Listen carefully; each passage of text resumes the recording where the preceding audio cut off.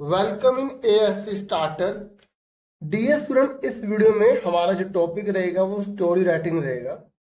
मैं आपको इतने आसान तरीके से स्टोरी बनाना सिखा दूंगा, आप बहुत इजीली बहुत अच्छे नंबर ले आएंगे। समझ रहे ना मेरी बात आप? देखिए, जब आपके एग्जाम में स्टोरी राइटिंग आएगी तो वो दो तरीके से आ सकती है। एक तो ऐसे आ सकती है जिसमें आपको कुछ लिखा हुआ मिला, कुछ खाली छोड़ दिया, फिर लिखा हुआ कुछ खाली छोड़ दिया, तो आपको ये एग्जाम नहीं भरना होता है इसमें। ये केवल हिंट के लिए, यहाँ पर आपको सेंटेंस पूरे पूरे लिखने हो सकते हैं, एक वर्ड लिखना हो सकता है, ठीक है, या कॉमा लगाना हो सकता है, ऐसा भी हो सकता है। बस आपको ये जो दे रखा होता है ना पैटर्न, आपको क्या करना है, इसको पढ़कर अपने समझ से अपनी लैंग्वेज में स्टोरी बनानी है। मैं आपको पूरा तरीका समझाऊंगा। जब आपके एग्जाम में स्टोरी राइटिंग आ जाए तो आपको क्या करना है, सबसे पहले आपको ऊपर टाइटल देना होगा कि आप स्टोरी लिख किसके ऊपर रहे हैं। जैसे कई बच्चे ना बहुत कंफ्यूज होते हैं कि मैं क्या लिखूं, टाइटल क्या लिखूं। अरे, जो उस कहानी के कैरेक्टर है ना, उन्हीं के नाम लिख दो। जैसे मान लो आप बताना चाहते हो कौवे की कहानी, ठीक है, और कौवा जो प्यासा है तो आपने लिख दिया आ थर्स्टी क्रो। अब किसी बच्चे ने कहा सर मुझे थर्स्टी की स्पेलिंग याद नहीं है या मुझे समझ नहीं आ रहा, तो आप आ क्रो लिख दो। क्योंकि देखो, फिल्म का नाम कुछ भी हो सकता है। कुछ फिल्म जो है बहुत ज्यादा पॉपुलर हो जाती है, कुछ नहीं हो पाती है, ठीक है ना। आपके कंटेंट से तो आपको नंबर मिल जाएंगे। सुन रहे ना मेरी बात? तो आप क्या करोगे, टाइटल जरूर दोगे स्टोरी राइटिंग में। फिर आपको क्या करना है, उस पूरी कहानी को लिखना है, ठीक है। लास्ट में आपको मोरल लिखना है, वो कहानी क्या कह रही है। और ये जो स्टोरी है ना, ये जो स्टोरी स्टोरी तभी बनती है जब उसमें कोई करेक्टर होता है। तो आपको उस कहानी में करेक्टर डालना पड़ेगा। जैसे हमने कौवे को डाल दिया, मटके को डाल दिया, ठीक है, या हमने उसमें चूहे को डाल दिया, शेर को डाल दिया, कोई भी करेक्टर जो कहानी से जुड़ा हुआ है। जैसे इस कहानी में आप करेक्टर ढूंढो कौन है, ये रहा शेफर्ड बॉय करेक्टर है। यानी कि समझो कि हमें शेफर्ड बॉय पर कंसिडर करना है, वोल्फ को देखना है, ठीक है, वोल्फ को हमें देखना है, और जो पड़ोसी है उसको देखना है। पहले करेक्टर ढूंढ लो कौन कौन से करेक्टर है, अगर इस तरीके से लिखा हुआ है, ठीक है। और एक स्टोरी अभी मैं आपको बताता हूँ, आराम से सब्र रख के सीखना पड़ेगा ना। फिर आपको बतानी पड़ेगी उस कहानी की कोई प्रॉब्लम। मतलब आप अगर कोई कहानी बना रहे हैं ना, तो आपको खुद ही प्रॉब्लम क्रिएट करनी पड़ेगी कि उसको कोई प्रॉब्लम है। अब प्रॉब्लम, जैसे यहाँ पर प्रॉब्लम क्या आई, देखो यहाँ पर क्या हुआ कि जो शिप का जो झुंड था वो लेके जाता था, तो बार बार चिल्लाता था झूठ में, वोल्फ आ गया, वोल्फ आ गया। पड़ोसी लोग आ जाते थे आसपास के, लेकिन वोल्फ होता ही नहीं था और हंसने लग जाता था वो। और एक दिन असली में आगे कोई पड़ोसी उसकी मदद करने के लिए आया नहीं, और उस लड़के को भी खा गया और उस शिप को भी खा गया। प्रॉब्लम आई और प्रॉब्लम का फिर सॉल्यूशन। तो आपको ये याद रखना है डियर, कि अगर कोई भी स्टोरी आ गई उसमें आपको करेक्टर ढूंढने हैं, अगर इस तरीके से हिंट दे रखी है, आपको उसमें प्रॉब्लम ढूंढनी है, प्रॉब्लम क्या है, फिर उसका सॉल्यूशन ढूंढना है, सॉल्यूशन क्या होगा। तब होती है पूरी एक कहानी। आप उस कहानी में कोई ट्विस्ट देना चाहे तो ट्विस्ट दे सकते हैं, कुछ आप सीक्रेट रखना चाहते हैं, सीक्रेट रखना चाहे तो सीक्रेट रख सकते हैं। फिर आपको मोरल देना पड़ेगा कि ये कहानियों में क्या शिक्षा दे। आप अपनी लैंग्वेज में सिंपल लिख दो। अब यहाँ पर ये प्रॉब्लम आती है बच्चों की, इंग्लिश बनाए कैसे, तो वो भी मैं आपके लिए यहाँ पर लेकर आया हूँ, पूरा मटेरियल तैयार करके लाया हूँ आपके लिए, ठीक है। अब एक बात और सुन लो, एक तो स्टोरी ऐसे आती है जिसमें आपको यहाँ पर सेंटेंस या वर्ड वगैरह भरने पड़ते हैं, पूरी स्टोरी कंप्लीट करनी पड़ती है। एक स्टोरी ऐसे आ जाती है कि एग्जाम में, जैसे थोड़ा सा ऐसे लिख दिया, once upon a time there was a man who was very hungry, जो भूखा था, HUNGRY। तो आगे उन्होंने dash dash dash dash dash dash छोड़ दिया। तो आपको अपने आप कहानी जो मर्जी बनाओ, ऐसी कहानी बनाना बहुत इजी होता है। पूछो क्यों? वो इसलिए इजी होता है कि जैसे आपको ये पता लग गया कि एक आदमी था वो भूखा था, तो आपने इतने क्लासेस पढ़ लिए हैं, तो किसी चैप्टर के क्वेश्चन आंसर इंग्लिश में याद किए होंगे, जो किसी आदमी से जुड़े हो, जो भूखेपन से जुड़े हो, तो वही कहानी है साइंस में, जो भी पढ़ा हो आपने वो कहानी आपने बना बना के लिख दी, क्योंकि लिखे हुए के नंबर है ना, ठीक है।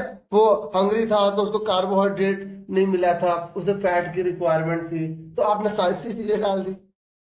मतलब मेन होता है आपने उसमें कंटेंट लिखा, फिर थोड़ी प्रॉब्लम क्रिएट कर दी, फिर उसका सोल्यूशन भी निकाल दिया। मेरे कहने का मतलब समझ रहे हो?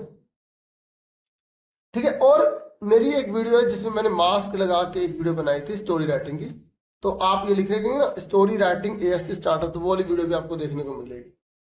ठीक है, समझ रहे हैं ना मेरी बात? अब समझ लेते हैं पूरा रूल कि आप स्टोरी बहुत आसान तरीके से कैसे बना लेंगे। स्टोरी बनाने के लिए जो हम सेंटेंस यूज करते हैं ना, हम यूज करते हैं पास्ट टेंस। किसको यूज करते हैं? पास्ट टेंस को यूज करते हैं। तो आपको पास्ट टेंस में एक तो इंडेफिनिट सीखना है, ठीक है। दूसरा आपको कंटिन्यूअस सीखना है, ठीक है। तीसरा आपको यहाँ पर परफेक्ट अगर नहीं भी आता कोई दिक्कत नहीं है, लेकिन अगर आप सीख लो तो क्या जाता है, परफेक्ट भी सीख लो इसमें। फिर आपको विदाउट वर्ब सीखना है, विदाउट वर्ब, कि बिना वर्ब के सेंटेंस कैसे बनाया जाए। तो ये आप करोगे, आपको स्टोरी बनाने में बहुत आसानी से आ जाएगी। और क्योंकि देखो, जब हम किसी सेंटेंस की बात करते हैं, सेंटेंस कौन सा जो मीनिंगफुल होता है, जिसका अर्थ होता है, तो उसमें हमें सब्जेक्ट चाहिए होता है, हमें उसमें क्या चाहिए होती है, हेल्पिंग वर्ब चाहिए होती है, हमें उसमें क्या चाहिए होता है, हमें उसमें मेन वर्ब चाहिए होती है, हमें उसमें ऑब्जेक्ट चाहिए होता है। तो ये सब चीजें जो है मैं आपको बताने जा रहा हूं। अब देखो, उसमें राइटिंग समझ नहीं आई होगी, मैं अगर बाकी मैं कोशिश करूंगा आराम से लिखने की, ठीक है। तो पहले आपको पता होना चाहिए सब्जेक्ट कौन से होते हैं, ऑब्जेक्ट कौन से होते हैं, उनका पॉजेसिव क्या होता है। जैसे आई सब्जेक्ट है, आई मतलब मैं होता है, आई का ऑब्जेक्ट बन जाएगा मी। वी का हम होता है, वी का हो जाएगा अस, दे का दैम, यू का यू, शी का हिम, शी का हर, इट का इट, नेम का नेम। और पॉजेसिव देख लो, पॉजेसिव कब यूज होता है, जब हम किसी अधिकार की बात करें। जैसे मैंने बोला यह मेरी कार है, ये मैं प्रेजेंट में लिख रहा हूं, ठीक है। तो यह को बोलेंगे दिस इज, बताओ आई कार बोलेंगे, मी कार बोलेंगे, माई कार बोलेंगे? माई कार बोलेंगे, क्योंकि हम अधिकार की बात कर रहे हैं ना, इसलिए माई लगाते हैं। आई समझ में? माई, अवर, देयर, यूर क्यों लगाते हैं? वो उनके अधिकार की बात की जाती है, पॉजेसिवनेस की बात की जाती है। क्लियर हो गया? ये समझ में आ गया? आई का क्या होगा, मी, बी का ऑब्जेक्ट जो होता है, और पॉजेसिव समझ में आ गया। फिर आपको आनी चाहिए वर्ब, क्योंकि अगर आप स्टोरी राइटिंग करना चाहते हैं तो आपको अगर यही नहीं पता कि एक्शन कौन कौन से हो रहे हैं, क्रिया कौन सी हो रही है, काम कौन से हो रहे हैं, क्रिया, काम, तो आप सेंटेंस नहीं बना सकते। तो आप जितनी वर्ब याद करें उतनी कम है डियर। सुन रहे हैं मेरी बात? जैसे प्ले, प्लेड, प्लेड, ये प्रेजेंट में होता है, ये पास्ट में होता है। ऐसे ही चौथा आप याद कर सकते हो, आईएनजी लगाने वाला, प्ले के आगे आईएनजी लगा दो, प्लेइंग, ठीक है। गो, वेंट, गोन, टीच, टॉट, टॉट, टीच का क्या होगा, टीचिंग हो जाएगा। ड्रिंक, फील, थिंक, रीड, इस तरीके से आपको वर्ब आनी चाहिए। तो मैंने सर एग्जाम्पल के तौर पे लिखी है, आपको बहुत सारी वर्ब अच्छे से आनी चाहिए, ठीक है। अब समझ लेते हैं सारे टेंस। सबसे पहले आपको पता होना चाहिए सिंपल पास्ट, जिसे हम इंडेफिनिट कहते हैं। जब हमें सेंटेंस बनाने होते हैं इसमें वर्ब होनी चाहिए, क्या होनी चाहिए, वर्ब होनी चाहिए, था, थी, थे आना चाहिए। तो रूल है सब्जेक्ट वर्ब की सेकंड फॉर्म ऑब्जेक्ट। देखो मैंने आपको बता दिया सब्जेक्ट क्या होता है, बता दिया ना मैंने आपको, बता दिया वर्ब क्या होती है। वर्ब जितने भी दुनिया के काम होते हैं उसे वर्ब कहते हैं। पढ़ना, खिला, तो पीना, गाना, बोलना, मुस्कुराना, सोचना, बोलना, कहना, होते हैं ना वर्ब। तो रीड हो गया, राइट हो गया, प्ले हो गया, ड्रिंक हो गया, ड्रंक हो गया, ठीक है, वो तो सेकंड थर्ड फॉर्म हो गया ना। फील हो गया, फेल्ट, ये जितनी भी सारी है, तो आपको सारी अच्छे से वर्ब पता होनी चाहिए। अब जैसे लिखा राधा ने कपड़े धोए थे, इसमें क्या, धोया था, पिया था, खाया था, नहाया था, सोया था, ये होता है। तो राधा वॉश्ड क्लॉथ्स हो गए, पहले क्या लगाना, सब्जेक्ट लगाना है, फिर क्या लगाना, वर्ब की सेकंड फॉर्म लगानी है, फिर ऑब्जेक्ट लगा देना। ऑब्जेक्ट क्या है इसमें, कपड़े, तो क्लॉथ्स आ गए। अगर ऑब्जेक्ट नहीं है तो छोड़ दो, ठीक है, लेकिन वर्ब होनी चाहिए। मोहन ने मुझे पढ़ाया था, तो मोहन सब्जेक्ट हो गया, पढ़ाने की सेकंड फॉर्म करते टॉट, नहीं हो जाएगा। अब राहुल ने पतंग देखी थी, तो राहुल देखने को बोलेंगे सो, काइट। कोए ने रोटी को खाया, तो कोए को बोलेंगे क्रो, खाने को बोलेंगे एट। देखो आपको सेकंड फॉर्म लगानी है वर्ब की, ये वाली, सुन रहे हो?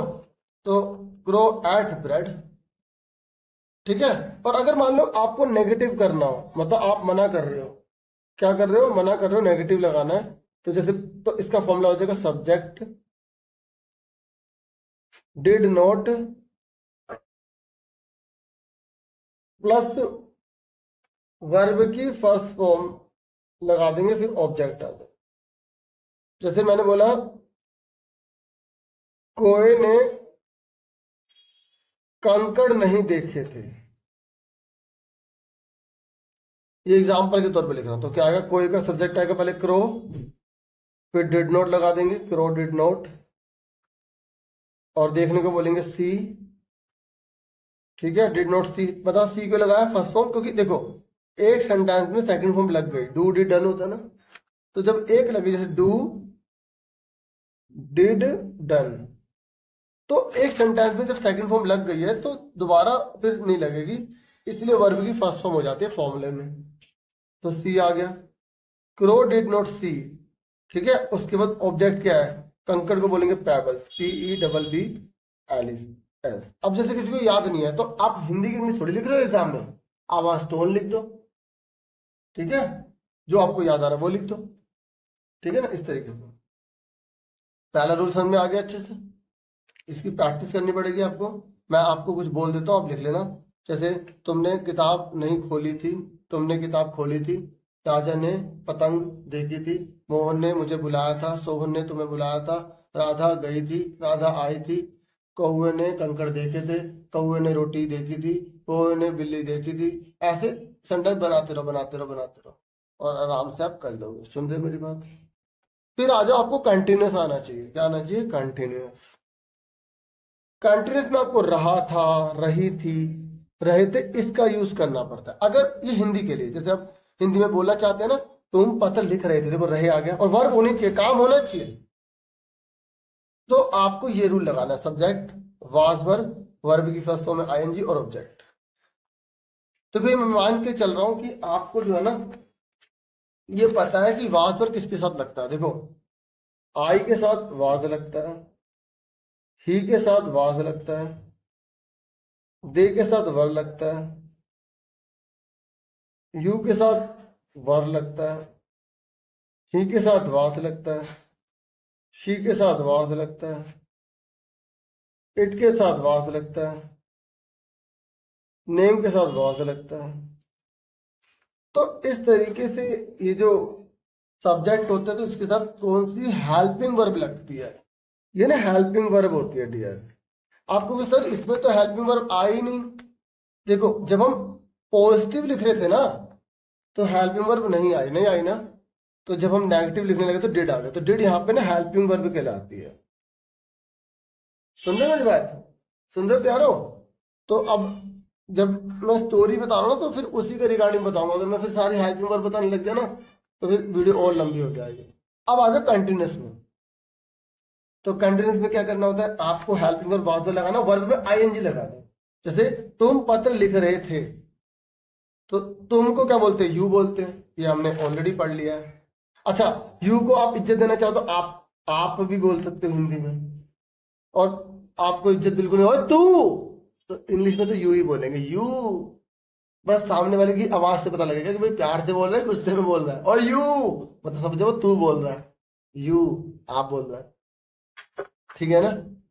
तो तुम पत्र लिख रहे थे, तुमको बोलेंगे यू, यू के साथ क्या लगता है?